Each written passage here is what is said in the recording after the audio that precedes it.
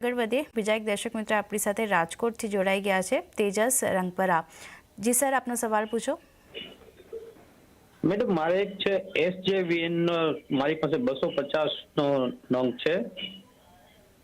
જી હાલો, ઈ મેં 1 વર્ષ પહેલા લીધેલા છે। અત્યારે મારી એવરેજ છે ₹130। એટલે એ લોંગ ટર્મ માટે હોલ્ડ કરી શકું છું કે ઓકે એની જરીક મને માહિતી આપશો? ઓકે તેજસજી, ખાસ કરીને નિશિતજી, SJVN લિમિટેડ માટે અહીંયા સવાલ છે અને 250 શેર તેમણે ખરીદ્યા છે ₹130 ભાવે। ₹51.40 પ્રતિ શેર અત્યારે તેમને ખોટ થતી દેખાઈ રહી છે અને 1 વર્ષનો વ્યૂ છે, હોલ્ડ કરી શકે છે તેઓ। શું વ્યૂ રાખવું પૂછી રહ્યા છે SJVN લિમિટેડ। આજે એક ખરીદારી આપણે જોઈ રહ્યા છે, પણ લોંગ ટર્મ ચાર્ટ કેવા લાગી રહ્યા છે, અહીંયા હોલ્ડ કરવાની સલાહ રહેશે?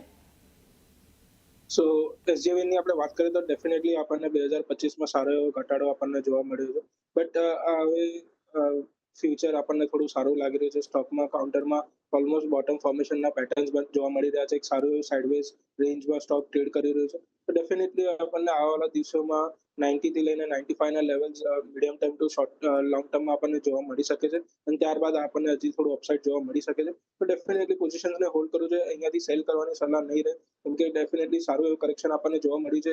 50% નું કરેક્શન ટોપથી આપણને જોવા મળી ગયું છે, તો અહીંયાથી હવે પોઝિટિવ સાઇડમાં જ વ્યૂ રાખવું જોઈએ। તો પોઝિટિવ સાઇડનો વ્યૂ અહીંયા રાખવાની સલાહ બનતી દેખાઈ રહી છે ખાસ કરીને, અને 90થી લઈને 95 સુધીના લેવલ્સ આપણે ટાર્ગેટ તરીકે અહીંયા બનતા દેખાઈ શકે છે, એટલે અહીંયા એક ફોકસ રહેશે। આગળ